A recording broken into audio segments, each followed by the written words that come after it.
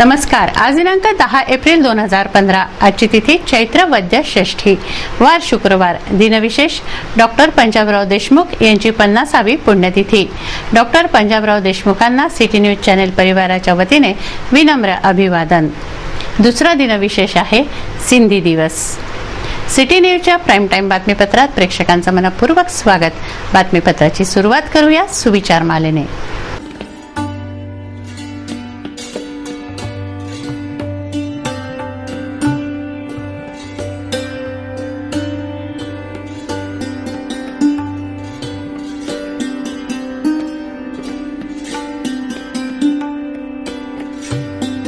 आता बघूया बातमीपत्रातील ठळक बातम्या.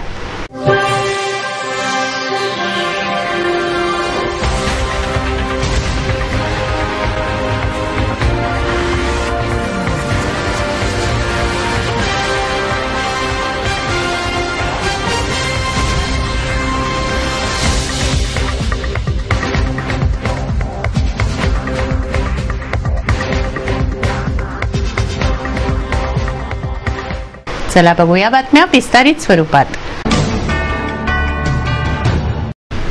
शेतीसाठी शेतकऱ्यांसाठी 4 दिवसीय कृषी विकास प्रदर्शन व कार्यशाळा सायन्स कोर मैदानावर घेण्यात येते. अभूतपूर्व अशा प्रदर्शन व कार्यशाळेचं उद्घाटन केंद्रीय परिवहन मंत्री नितिन गडकरी यांच्या हस्ते करण्यात आलं. शुक्रवार को देश के परिवहन मंत्री नितिन गडकरी अमरावती पहुंचे.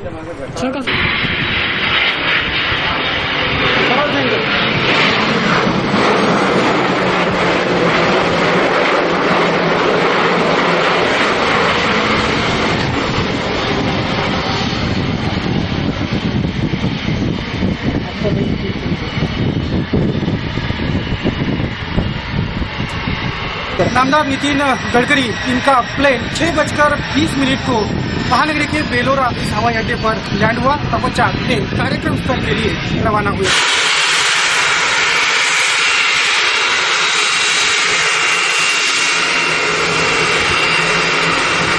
प्रभाकर वैद्य नाही प्रदीप शिंगोरे होय. तिकडले आणि पोटे प्रभाकर तिथं गेले त्याच्या अंडा खायला. अरे कौन लगून राहिले. बेलोरा हवाई अड्डे से उनका काफिला सीधे साइंस कोर मैदान पहुंचा.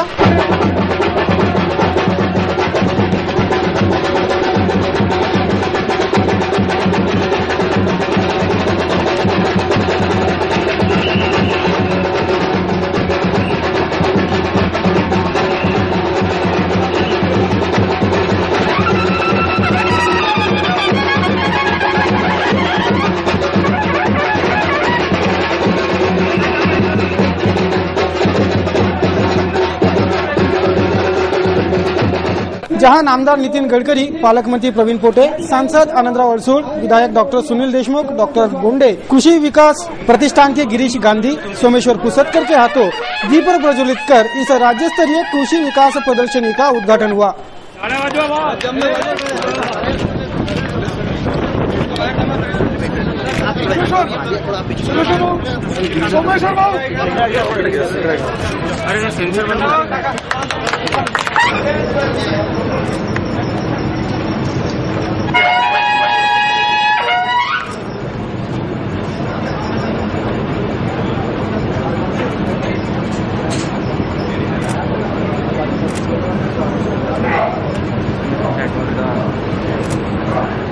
तपश्चात मान्यवरों ने अपने अपने विचार रखे. या कृषी प्रदर्शनाच्या माध्यमातून खूप चांगल्या गोष्टी घडतील आणि खूप चांगल्या योजना नितीन भाऊ देतील. आपण भाऊ जर चांगल्या योजना दिल्यात तर या विदर्भातील शेतकऱ्यांची आत्महत्या निश्चित थांबेल. तर आपल्याला सर्व गोष्टी ठाऊक आहे. आपण नागपूरमध्ये मला आठवतंय एबीपी माझ्यावर आपली मुलाखत चालू होती. समोर पृथ्वीराजजी चव्हाण बसले होते आणि तुम्ही तुमच्या वराडी ठाकरीत भाषेत बोलले कि मैं मेरे बाप की औलाद नहीं हूंगा बोले. मैंने 25,000 करोड़ रुपए मेरे मतदारसंघ विदर्भ में लाया. मला तो शब्द आठवतोय आणि त्याच अनुषंगाने मी म्हणतो की भाऊ आपण पालकत्व घ्यावं आणि या अमरावती विभागातील शेतकऱ्यांच्या आत्महत्या आणि यांच्या जीवनामध्ये भरभराट येण्यासाठी आपण प्रयत्न करणार आहोत. हे आम्हाला काल परवाच कळलं. त्याबद्दल मनापासून धन्यवाद देतो. कारण आपली जी योजना असेल, पुन्हा मुंबई एक्सप्रेस हायवे असेल, की 100 रुपये स्वस्तमध्ये सिमेंट असतील हे भारतातल्या काही लोकांनाच कळते आणि आपण आज देशाचा विकास करायला निघालाय. आमच्या भागाचा विकास निश्चितच होईल. मला आशा आहे. मी फक्त शेवटचं एकच सांगतो, विदर्भातल्या लोकांची मानसिकता बदलणं आवश्यक आहे. विकासाच्या संदर्भात ज्यांनी अनेक मापदंड बदलवून टाकले, एक नवी दिशा दिली विकासाच्या कामाला, ते केंद्रीय मंत्री नामदार नितीनजी गडकरी, या जिल्ह्याचे सुपुत्र, या शहराचे सुपुत्र, लोकप्रिय मंत्री आमदार प्रवीण पोटे, या ठिकाणी आवर्जून उपस्थित असलेले खासदार अविनाश पांडे, खासदार आनंदराव अडसूळ, आमदार सुनील देशमुख, डॉक्टर अनिल बोंडे, या विभागाचे विभागीय आयुक्त, माननीय जिल्हाधिकारी, सरकारी यंत्रणेचे सर्व सन्माननीय अधिकारी वर्ग, भिलाईवरून आलेले आमचे मित्र विनोजी जैन. खरं म्हणजे पंजाबराव देशमुखांच्या स्मृतीप्रित्यर्थ आज या ठिकाणी एवढं मोठं कृषी प्रदर्शनात आयोजित झालं, ही गोष्ट निश्चितपणे आपल्या सगळ्यांना अभिमानाची आहे आणि समाधानाची आहे. मी गिरीश भाऊंचं आणि सोमेश्वर पुसदकर आणि त्यांच्या सर्व सहकाऱ्यांचं मनापासून अभिनंदन करतो आणि त्यांना धन्यवाद देतो. या प्रदर्शनाच्या बाबतीमध्ये मला असं वाटतं की आपण आपला स्वभाव थोडा बदलवला पाहिजे. कोणाचं काय सुरू आहे आणि कुठे काय झालं हे विषयाचे प्लॅटफॉर्म वेगवेगळे केले पाहिजे. या कृषी प्रदर्शनाचा मुख्य उद्देश जे आहे की आपल्या शेतकऱ्यांना, जे यशस्वी शेतकरी आहेत, त्या शेतकऱ्यांच्या अनुभवातून आणि ज्ञानातून जर आपण काही प्रशिक्षण देऊ शकलो तर निश्चितपणे आपण आपल्या इथल्या शेतीचा विकास करू शकतो. तुम्हाला माहिती असेल की एखादा शेतकरी असा आहे ज्याच्याकडे 3 क्विंटल कापूस होतो आणि एक शेतकरी असा आहे की ज्याच्याकडे 15 क्विंटल कापूस होतो. परवा मी गोमानला गेलो होतो, गिरीश भाऊ माझ्याबरोबर होते. हेलिकॉप्टरमध्ये गोमानचे खासदार माझ्याबरोबर होते आणि मी गहू पाहिल्यावर त्यांना विचारलं, एकरी तुमच्याकडे किती गहू होतो? ते म्हणाले 24-25 क्विंटल होता. म्हणजे आज पंजाबचा शेतकरी, हरियाणाचा शेतकरी एकरी 25 क्विंटल गहू घेतो आणि आपल्याकडे मात्र हे उत्पादन कम्पॅरेटिव्हली कमी आहे. कोणते पिकं लावली पाहिजे, कोणती नाही लावली पाहिजे याचे अध्ययन करण्याची गरज आहे. गहू आणि तांदूळाचा जो प्रश्न आहे तो खरोखर गंभीर आहे. गेल्या 10 वर्षामध्ये खताच्या किमती 4 पटीने वाढलेल्या आहेत आणि गहू आणि तांदूळाची किंमत 2 रुपयांनी देखील वाढलेली नाही. पण कुठेतरी एक कटू सत्याचे समजून घेण्याची आवश्यकता आहे की आता जगामध्ये ग्लोबल इकॉनॉमी झाली आहे, त्यामुळे भाव जे आहे ते सगळ्या जगाचे एक झाले आहेत. कापसाचा भाव जर विदर्भात जास्त पाहिजे तर जगात भाव वाढेल, त्या प्रमाणात इथे कापसाला भाव मिळणार आहे. आज साखरेची स्थिती वाईट आहे. ज्यावेळी साखर कारखाने सुरू झाले त्यावेळी 34 रुपये किलो साखर होती आणि आज 23 रुपये किलो साखर झालेली आहे. उत्तर प्रदेश असेल, देशातल्या सगळ्या साखर कारखान्याची स्थिती वाईट झाली आहे.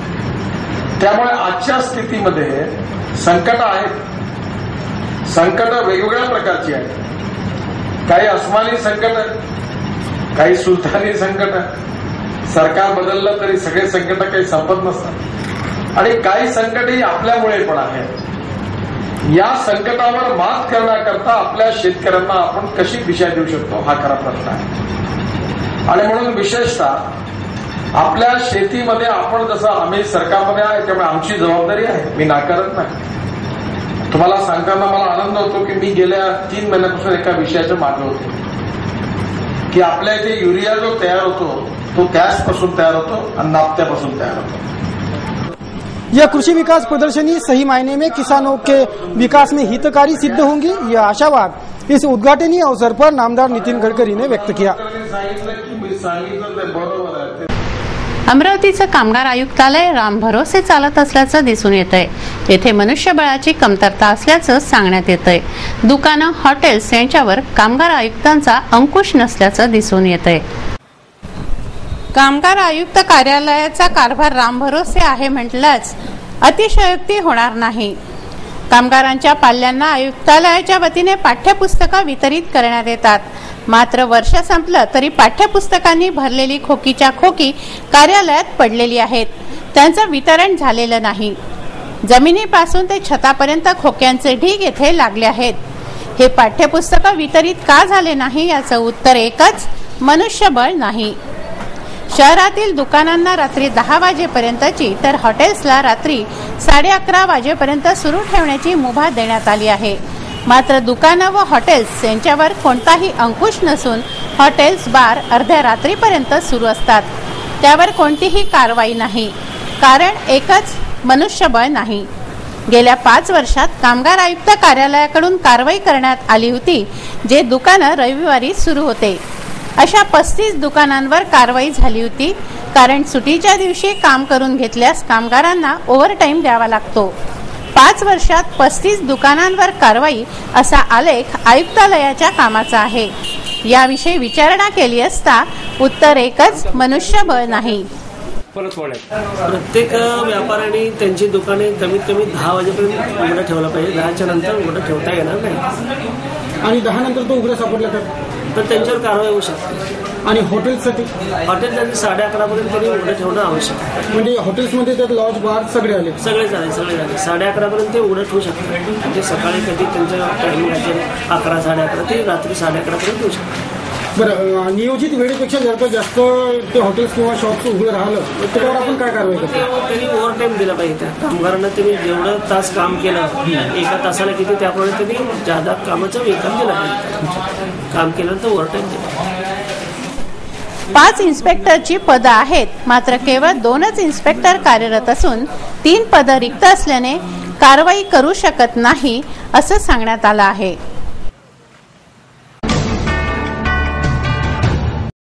शुक्रवार को भाजपा के केंद्रीय परिवहन मंत्री नितिन गडकरी अमरावती पहुंचे. नितिन गडकरी के स्वागत के लिए बेलोरा हवाई अड्डे पर भाजपा पदाधिकारियों का जमावड़ा उमड़ आया था.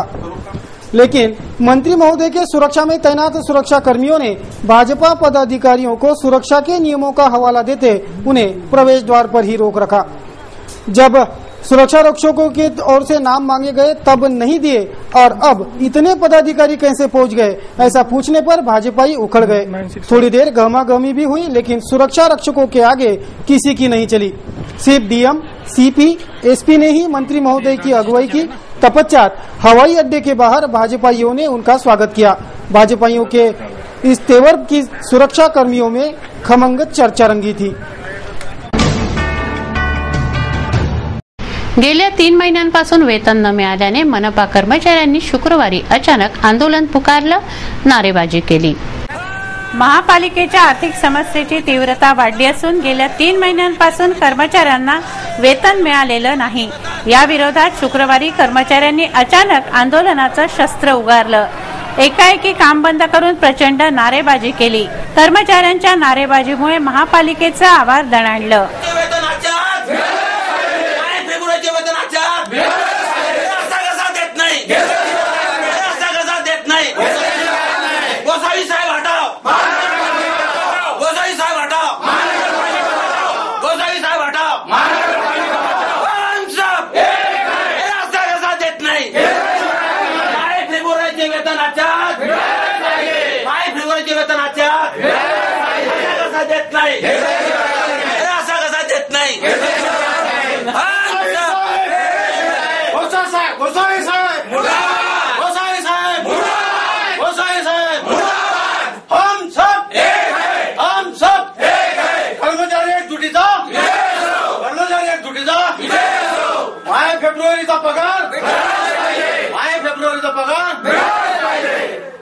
महानगरपालिकेला वारंवार पाठपुरावा केला. वेतना मुद्दा आम्ही म्हणजे नेहमीचा मुद्दा आहे, प्रलंबित मुद्दा आहे. आज देतो, उद्या देतो, या महिन्यात 1 महिन्याला लेट देतो आणि दिलेले आश्वासन मुळीच काढत आहे. फक्त कर्मचाऱ्याला फक्त वेळ काढू धोरण अवलंबत आहे आणि टाइमपास करण्यासाठी इथं मनपा प्रशासन बसलेलं आहे. अशा प्रशासनाचा संघटनेतर्फे जाहीर निषेध करत आहे. कारण कर्मचारी 2-2, 3-3 महिने पगार नाही मिळाल्यामुळे त्याचेवाले डिडक्शन नाही जात, त्याच्यामुळे व्याजाचा बुदंड येते. तसेच अंशदानाचा पैसा 8 कोटी हा भरलेला नाही महानगरपालिकांना.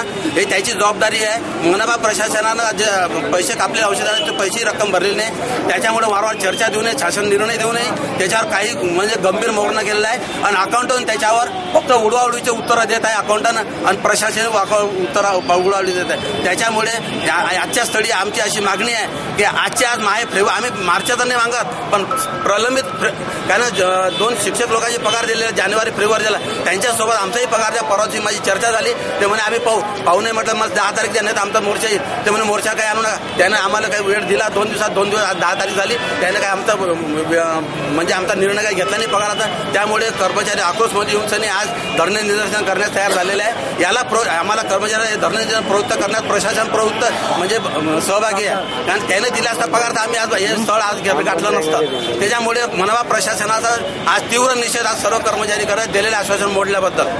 एक कुशल संघटक, कृषी मंत्री, समाजसेवक डॉक्टर पंजाबराव उपाख्य भाऊसाहेब देशमुखांची 50वी पुण्यतिथी. 10 एप्रिल रोजी पुण्यतिथीनिमित्त भाऊसाहेबांना अभिवादन करण्यात आलं. डॉक्टर पंजाबराव देशमुखांना 50व्या पुण्यतिथीनिमित्त अभिवादन करण्यात आलं. पंचवटी चौकातील भाऊसाहेबांच्या पुतळ्यानजीक सजावट करण्यात आली आहे. येथे हारार्पण करून भाऊसाहेबांना श्रद्धांजली वाहण्यात आली. उपेक्षित वंचित बहुजनांचे आधारस्तंभ, शिक्षणाचा मार्ग बहुजनांसाठी प्रशस्त करणारे व शेतकऱ्यांच्या हक्कांसाठी लढणाऱ्या भाऊसाहेबांचं जन्मगाव पापळ व मूळ घराणं कदम. 27 डिसेंबर 1898 साली भाऊसाहेबांचा जन्म झाला. जिद्द व चिकाटीच्या बळावर कार्य करणाऱ्या दीर्घकाळ कृषी मंत्री या नात्याने देशसेवा करणाऱ्या भाऊसाहेबांच्या हृदयात राष्ट्रभक्तीचा अंकुर फुटला. श्रीमंत दादासाहेब खापर्डे, लोकमान्य टिळक यांच्याबरोबर देशसेवा करून आपलं जीवन जनसेवेत अर्पण करणाऱ्या या योद्ध्याची 10 एप्रिल 1965 रोजी प्राणज्योत मालवली. विविध कार्यक्रमातून त्यांच्या स्मृतीनिमित्त त्यांना अभिवादन करण्यात येत आहे. 1 लाख रुपयांपेक्षा अधिक किमतीचे दागिने खरेदी करण्यासाठी पॅन कार्ड अनिवार्य करण्याचा निर्णय शासनाने घेतलाय. जिल्हा सुवर्णकार संघाने या निर्णयाचा निषेध केलाय. निषेधार्थ सराफा बाजार शुक्रवारी बंद होता. 1 लाखांपेक्षा अधिक रुपयांचे दागिने खरेदीसाठी शासनाने पॅन कार्ड अनिवार्य केलंय. या निर्णयामुळे सराफा बाजाराचा व्यवसाय संकटात येणार आहे. ज्याच्याजवळ पॅन कार्ड नाही तो दागिने खरेदी करू शकणार नाही. लग्न समारंभात 1 लाखाहून अधिक किमतीचे दागिने खरेदी होतात, तेव्हा हा निर्णय बदलण्याच्या मागणीसाठी जिल्हा सुवर्णकार संघाने बंद पुकारला. सराफा बाजार शुक्रवारी पूर्णतः बंद असल्याने येथे शुकशुकाट होता.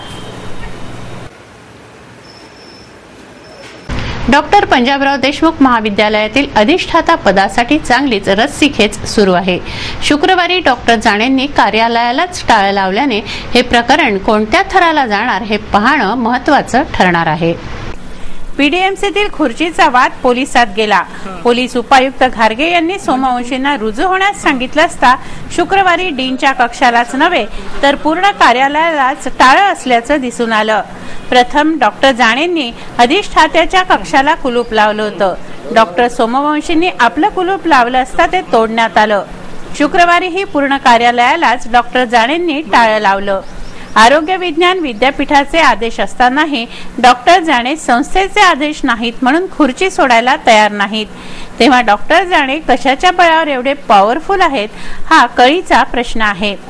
संस्थेचे आदेश नाहीत याचा अर्थ संस्था, पोलीस, न्यायालय व विद्यापीठ यांचे आदेश धुडकावून लावते, तर मग पोलिसांनी तरी या वादात का पडावं हाही एक प्रश्न आहे.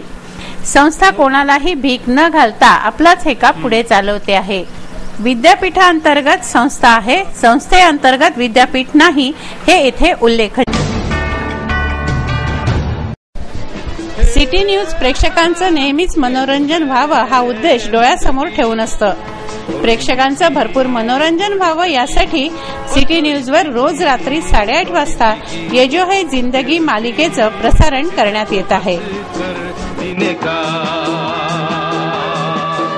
एक अलग ही है मजा,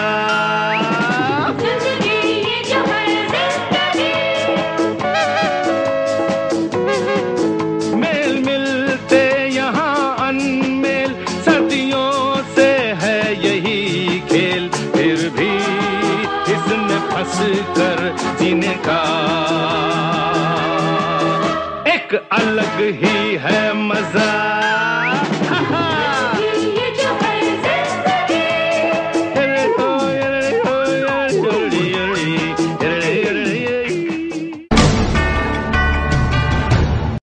डॉक्टर बाबासाहेब आंबेडकर आंतरराष्ट्रीय परिषदेचं आयोजन करण्यात आलंय। 12 ते 14 एप्रिल दरम्यान आयोजित या परिषदेची माहिती पत्रकार परिषदेत देण्यात आली। भारतरत्न डॉक्टर बाबासाहेब आंबेडकरांच्या जयंती महोत्सवाचं औचित्य साधून आंतरराष्ट्रीय परिषदेचं आयोजन करण्यात आलं आहे। 12, 13 व 14 एप्रिल रोजी होणाऱ्या 3 दिवसीय परिषदेची माहिती पत्रकार परिषदेत देण्यात आली। मी डॉक्टर कांबळे गव्हर्नमेंट कॉलेजला आपल्या संगीत विभाग प्रमुख म्हणून काम करतोय आणि 14 एप्रिल या दिनानिमित्त आम्ही इंटरनॅशनल कॉन्फरन्सचं आयोजन केलेलं आहे। या कार्यक्रमात महाराष्ट्रातील थोर विचारवंत बाबासाहेबांच्या वेगवेगळ्या विषयांवरती आपले अभ्यास पूर्ण विचार सर्वांसमोर मांडतील त्या दृष्टिकोनातून त्यांना आम्ही इन्व्हाइट केलेलं आहे, निमंत्रित केलेलं आहे आणि ते 3 दिवस येणार आहेत 12, 13 आणि 14 एप्रिलला कार्यक्रम। ध्यान, उपासना, बुद्ध व त्याचा धम्म अशा विविध विषयांवर माहिती देण्यासाठी धम्म शिबिर घेण्यात आलं। त्रिरत्न बुद्ध विहार येथे हे शिबिर झालं। त्रिरत्न बुद्ध विहारातील दायक संघाच्या वतीने धम्म शिबिर घेण्यात आलं। या शिबिरात दादाराव वानखडे यांनी बुद्ध व त्याचा धम्म, ध्यान, उपासना याविषयी माहिती दिली। 1 दिवसीय धम्म प्रशिक्षण साधना शिबिर या कार्यक्रमामध्ये बाबासाहेबांनी दिलेला धम्मग्रंथाचा इतिहास, तसेच त्या ग्रंथामध्ये काय काय आहे, निर्वाण काय आहे याच्याविषयी माहिती माननीय स्वयंरावजी ढोणे सर, तसेच या ग्रंथाचा इतिहास, हा ग्रंथ लिहिताना बाबासाहेबांना काय अडचणी आल्या, तसेच या ग्रंथामध्ये काय आहे हे सन्माननीय आचार्य सहआचार्य पी.यू. लोखंडे सर हे या ठिकाणी प्रबोधन करणार आहेत। तसेच नामरूप, षडायतन आणि ईश्वर आणि आत्मा याविषयी माहिती सुधीर बाबू वानखडे या ठिकाणी ठेवणार आहे। तसेच कार्य कारण भावाचा सिद्धांत आणि प्रतित्य समुत्पाद ज्याला म्हणतो तो विषय, गहन आणि गंभीर विषय आचार्य बी.सी. वानखडे साहेब या ठिकाणी 4:30 ते 5:30 वाजता ठेवणार आहे। तसेच मंगल मैत्री काय आहे, मंगल मैत्री आपण नेहमी ऐकतो इकडे तिकडे, परंतु मैत्री काय आहे, तर या मैत्रीविषयी जे ध्यान आणि प्रवचन आहे हे सुद्धा आचार्य बी.सी. वानखडे या ठिकाणी ठेवणार आहे। अशा प्रकारचा हा 1 दिवसीय ध्यान साधना धम्म प्रशिक्षण शिबिर त्रिरत्न बौद्ध विहारामध्ये संपन्न होत आहे।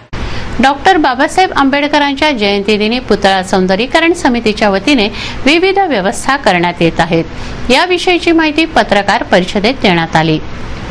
जयंतीदिनी डॉक्टर आंबेडकरांना अभिवादन करण्यासाठी अनुयायी रांगा लावतात।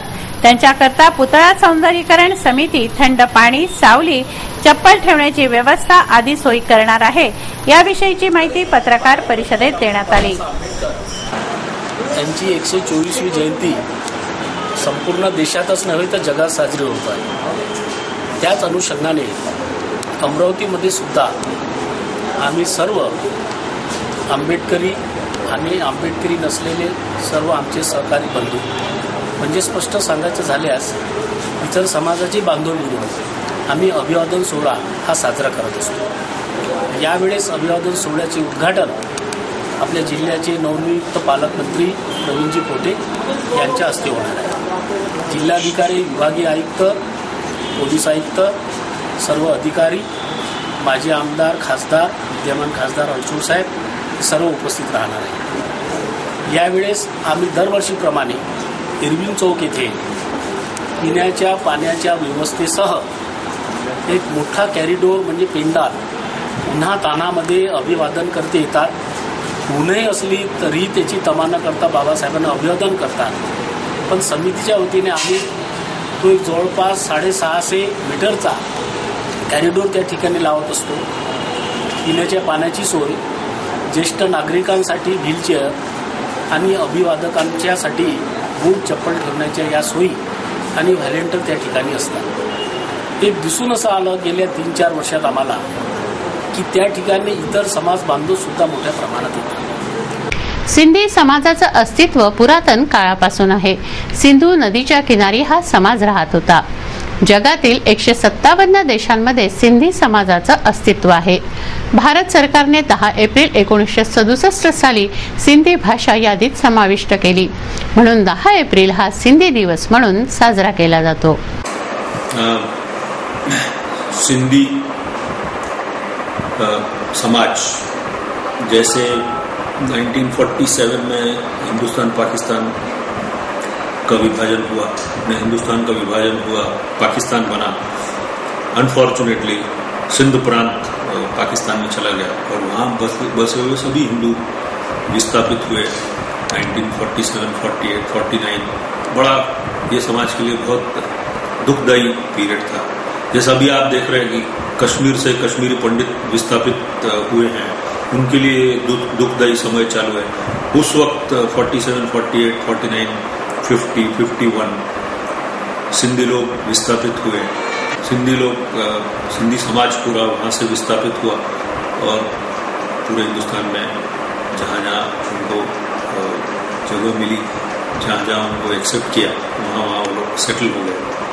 आज तीसरी पीढ़ी इस समाज की हमारे सामने है और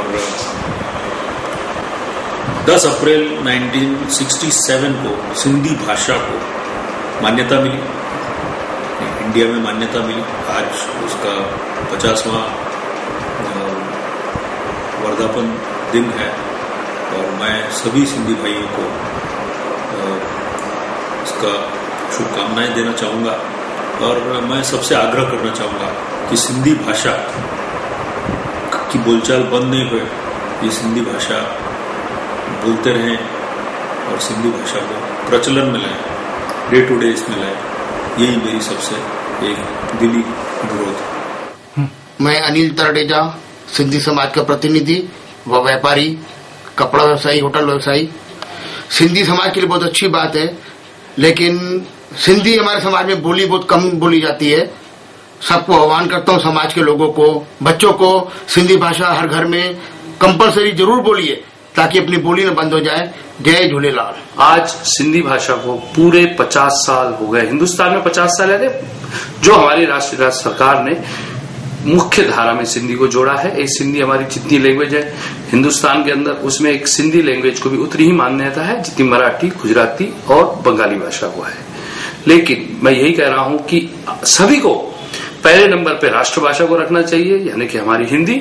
दूसरे नंबर आप कोई भी राज्य में रहते हो उसी भाषा का सबसे ज्यादा सम्मान करना चाहिए. अगर आप गुजरात में रहते हैं तो गुजराती को बिल्कुल उतना सम्मान दीजिए जितना राष्ट्रभाषा को देते हैं. महाराष्ट्र रहते तो मराठी सीखिए.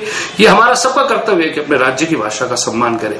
तीसरे नंबर पर अगर आप कोई भी भाषा के उसको रखिए, जैसे कि आपकी मातृभाषा रहती है, किसकी बंगाली है, किसकी सिंधी है, किसकी गुजराती है, किसकी मारवाड़ी है, किसकी उर्दू है, वो तीसरे नंबर की भाषा रहती है. और चौथे नंबर पे रखिए अंग्रेजी को लास्ट में. इंटरनेशनल वो भी सीखना उतना ही जरूरी है, लेकिन ये बात जरूर ध्यान रखें कि राष्ट्रभाषा और अपनी राज्य भाषा को भी उतना ही सम्मान दीजिए जितनी अपनी आप मातृभाषा और बाकी इंटरनेशनल भाषा को देते हैं. आज ऐसा हो रहा है कि हम अंग्रेजी को ज्यादा अपनाने लग गए हैं. वह एक गलत प्रथा है. तो सभी से निवेदन है कि अपनी मातृभाषा, राज्य भाषा और राष्ट्रभाषा का सबसे ऊपर सम्मान करें. सभी को, मेरे प्यारे भाइयों को, आज सिंधी दिवस यानी जिसे कहते हैं मातृभाषा दिवस, आज हमारे सिंधी भाषा का 50वीं सालगिरह है. तो सभी को बधाई मेरे तरफ से. शुक्रिया, धन्यवाद. जय महाराष्ट्र, जय भारत. पूरण हबलाणी और आराधना परिवार के तरफों सभी सिंधी भाइरनि खे सिंधी भाषा ॾींहं जे उपलक्ष्य में लख लख वाधाई. बातमीपत्रात बघूया आज आपल्या व्यंगचित्रकारांनी त्यांच्या व्यंगात्मक कुंचल्यातून कुठल्या स्थितीवर लक्ष वेधलंय.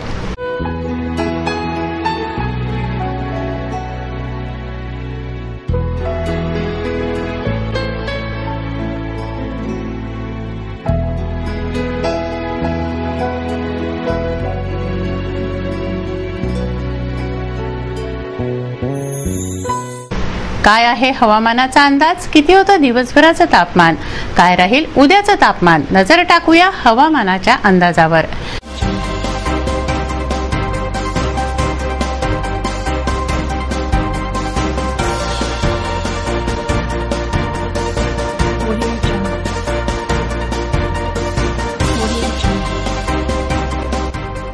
शुक्रवार कमाल तापमान 37 डिग्री सेल्सिअस तर किमान तापमान 26 डिग्री सेल्सिअस. शनिवार कमाल तापमान 37 डिग्री सेल्सिअस तर किमान तापमान 23 डिग्री सेल्सिअस राहील असा अंदाज वेधशाळेनं वर्तवलाय. आज ज्यांचा वाढदिवस आहे त्यांना देऊया वाढदिवसाच्या हार्दिक शुभेच्छा. सुखम जीवेत, शतम जीवेत, जीवेत शरद शतम.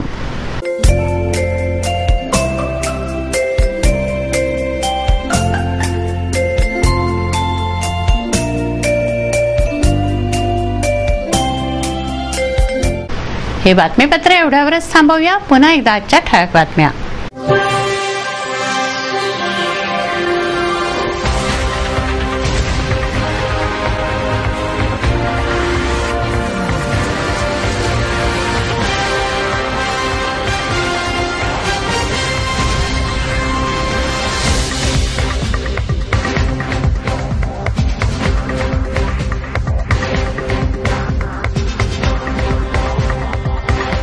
वेळ झाली आहे आपली रजा घेण्याची. आपणास काही माहिती द्यायची व काही सुचवायचे असेल तर आमच्याशी थेट संपर्क करा. आमचा पत्ता सिटी न्यूज कार्यालय, धनराज लेन, सक्कर 7, अमरावती. आमचा फोन नंबर आहे 2570-32-6 आणि वेबसाईट आहे www.citynews.net.in. अचूक, सडेतोड आणि निर्भीड बातम्यांसाठी बघत राहा अमरावतीचं नंबर 1 चॅनेल फक्त सिटी न्यूज. बातमी आमची, विश्वास तुमचा.